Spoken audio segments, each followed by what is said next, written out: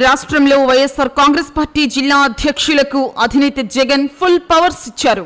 ఇక నుంచి రాష్ట్రంలో జరుగుతున్న అరాచక పాలనపై దూకుడుగా ముందుకు వెళ్లాలని అధినేత దిశానిర్దేశం చేశారు. తాడేపల్లిలోని అన్ని జిల్లాల అధ్యక్షులతో ఆయన సమావేశం నిర్వహించారు. ప్రస్తుతం జరుగుతున్న పరిణామాలపై చర్చించారు. రాష్ట్రంలో అవినీతికి అంతు లేకుండా పోయిందని, చంద్రబాబు విధ్వంసకర అరాచక పాలన సాగుతోందని జగన్ వ్యాఖ్యానించారు. యథేచ్ఛగా రెడ్ బుక్ రాజ్యాంగం అమలు చేస్తూ ప్రజలకు ఇచ్చిన హామీలను తుంగలో తొక్కారన్నారు.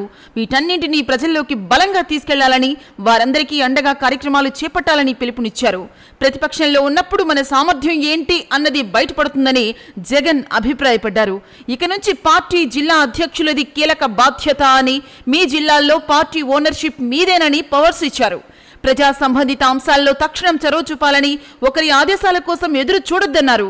మీకు మీరుగా స్వచ్ఛందంగా కదలాలని, నియోజకవర్గ ఇన్ఛార్జిని స్వయంగా కలవాలని వ్యాఖ్యానించారు.